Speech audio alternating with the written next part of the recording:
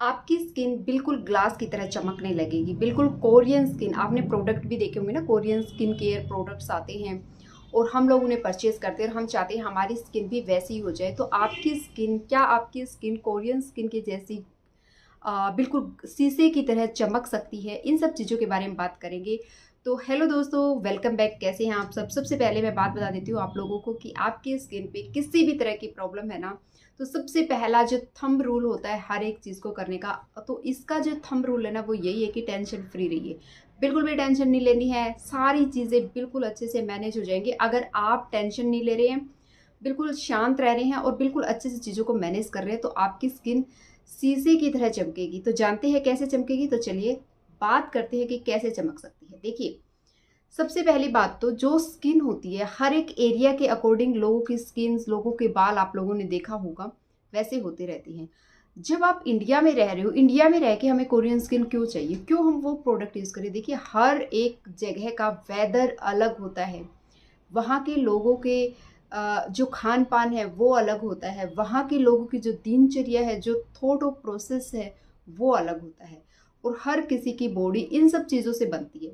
सिर्फ़ और सिर्फ़ प्रोडक्ट लगा के आप ये चीज़ें नहीं कर सकते, लेकिन आप अपनी स्किन को अपने जगह जिस भी एरिया से आप बिलोंग करते हो, जहाँ से भी आप हो, वहाँ पे भी कुछ ऐसी चीज़ें हैं, कुछ ऐसे प्रोडक्ट हैं या कुछ ऐसा काम आप कर सकते हैं कि आपकी स्किन जो है वो शीशे की तरह चमकेगी। यानी कि अपनी स्किन को और बेहतर वर्ज़न आप बना सकते हैं।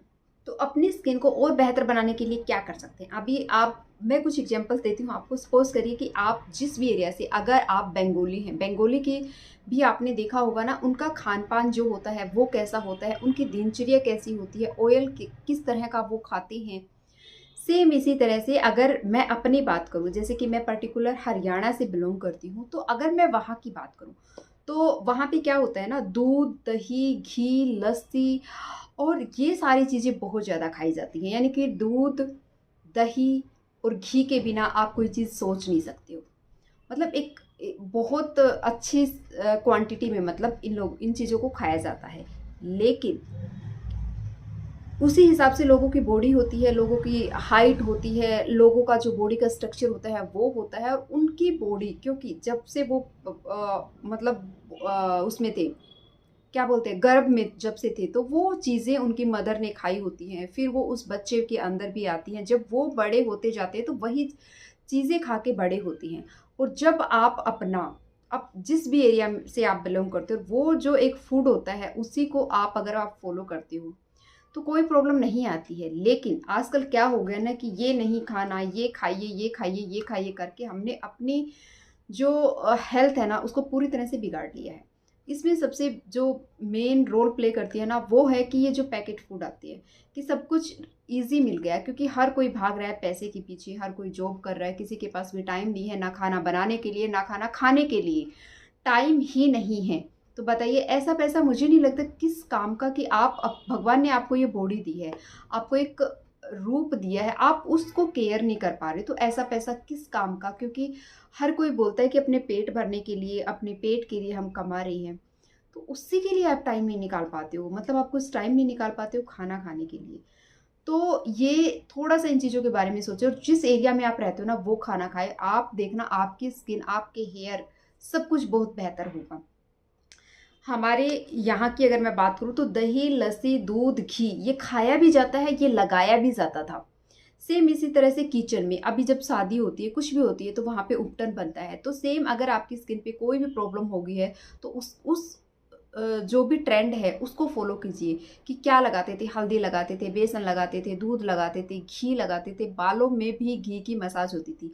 एक बार आप अपने बालों में घी की मसाज करके और आप शैम्पू करके देखिए, आपके बाल इतने सॉफ्ट, इतने लाइट वेट हो जाएँगे, आप सोचोगे कि ये क्या हुआ? ऐसे ही नहीं चीज़ें की जाती हैं। लस्सी हुई, मुल्तानी मिट्टी हुई, आँवला हुआ, दही हुई, इन सब चीज़ों का मिक्सचर जब हम अपने स्कैल्प पे लगाते हैं तो वो जो जड़ें हैं ना वो टूटती नहीं है, वो और मज़बूत होती जाती हैं। तो आपके यहाँ जो भी चीज़ें चल रही हैं, जो भी चलती आई ना उनको फ़ॉलो कीजिए। किसी की भी तरह बनने की कोशिश मत कीजिए, क्योंकि किसी की भी तरह बनने के लिए ना जो भी चीज़ें आप करोगे, जो आप हो उसको ख़त्म करना पड़ेगा। और मुझे नहीं लगता कोई भी चाहता है कि जो मैं हूँ वो मैं ना रहूँ। तो जो आप हो वो रहिए और किसी की तरह बनने की बजाय खुद अपना बेस्ट बनिए। तो जिस भी एरिया में रह रहे हैं वहाँ पे जो भी फूड अवेलेबल होता है, जो भी फूड होता है, उसमें आप देखिए कि पैकेट फूड को छोड़ के जो भी फूड आपके यहाँ मिलता है ना, उसको भरपूर खाइए, खूब अच्छे से खाइए। दिन में 10 बार मत खाइए, दिन में 2 बार या 3 बार खाइए, ठीक है। क्यों? क्योंकि आपके जो सिस्टम है ना, उसको डाइजेस्ट होने में उसको भी थोड़ा रेस्ट चाहिए, तभी वो हमारी बॉडी में हीलिंग का काम करता है। जब हमारी जो बॉडी होती है ना, खाने को पूरी तरह से डाइजेस्ट कर चुकी होती है और उसको एक मील के बीच दूसरी मील, एक मील और दूसरी मील के बीच जो गैप मिलता है ना, उसी दौरान वो हमारी बॉडी को हीलिंग का काम करती है। जो भी प्रॉब्लम होती है वो हीलिंग करती है। अगर आपकी बॉडी में किसी भी तरह की डेफिशिएंसी, जो कि आजकल बहुत कॉमन चीज़ हो चुकी है, जिसको देखो उसमें मिल जाएगी आपको, अगर आपको है तो प्लीज़ एक बार अपने डॉक्टर से कंसल्ट कीजिए, उनसे बात कीजिए, वो जो सजेस्ट करते हैं उसको सजेस्ट कीजिए, फिर उस हिसाब से अपना जो खाने पीने की चीज़ें उनको ध्यान रखिए।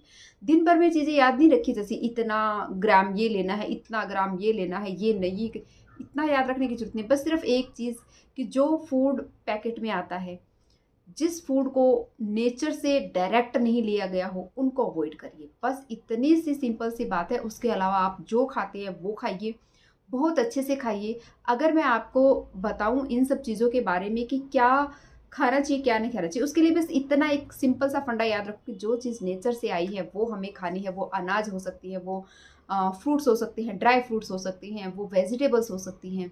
लेकिन जो पैकेट में फूड आता है उसको अवॉइड कीजिए। अपना घी, तेल, ऑयल जो भी आप चाहे लगा रहे हो, चाहे आप खा रहे हो, उसके ऊपर फोकस कीजिए कि क्या खा रहे हैं, क्या लगा रहे हैं।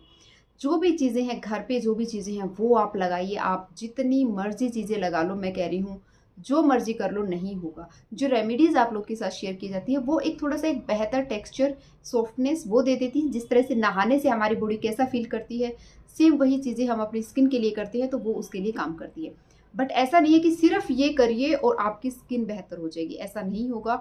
वो होगा सिर्फ हार्ड वर्क। एक रास्ते पे चल पड़े हो ना, जैसे मैं चल रही हूँ, एक रास्ते पे आप चल पड़े हो ना, तो उस पे चलते रहिए। अब मेहनत करना आपके हाथ में कि हाँ मुझे यही करना है। जब आप ये करते रहोगे ना, एक दिन आपको वो चीज़ अचीव होगी जिसके लिए आप ये सब कर रही थी। लेकिन बीच में नहीं कर रहा, नहीं अच्छा लग रहा, और वो क्या है, वो है आपकी एक फिजिकल एक्टिविटीज़। जितनी फिजिकल एक्टिविटीज़ आप करोगे, आपकी स्किन, पानी का इंटेक किस तरह से करते हैं और कितना करते हैं, इन सब चीज़ों से आपकी स्किन बेहतर होगी। इन सब चीज़ों से आपकी स्किन चमकेगी, आपकी स्किन ग्लो करेगी। आप अंदर से हेल्दी होंगे तब आप बाहर से हेल्दी होंगे। तो कोई glass skin, Korean skin product खरीदने की ज़रूरत नहीं है। अपनी चीज़ें खुद अपने तरीके से कीजिए। किसी की सुनी सुनाई बातों पे भी विश्वास करने की ज़रूरत नहीं है। अपने तरीके से चीज़ों को करिए। और अगर आप चाहते हैं सारी चीज़ें अच्छी करना, तो बेहतर स्टार्टिंग खुद आपको करनी पड़ेगी। मेहनत आपको करनी पड़ेगी। कोई भी आपको बता सकता है, कुछ बोल सकता है, लेकिन करना आपको पड़ेगा।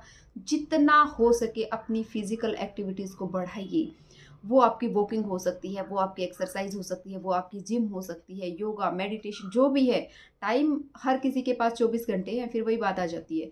वो आपको देखने के इन चीज़ों को मैनेज कैसे करना है। वीडियो अच्छी लगी तो लाइक करना, चैनल पे नए हो तो सब्सक्राइब करना। कोई भी डाउट है तो आप कमेंट कर सकते हैं। Thank you for watching.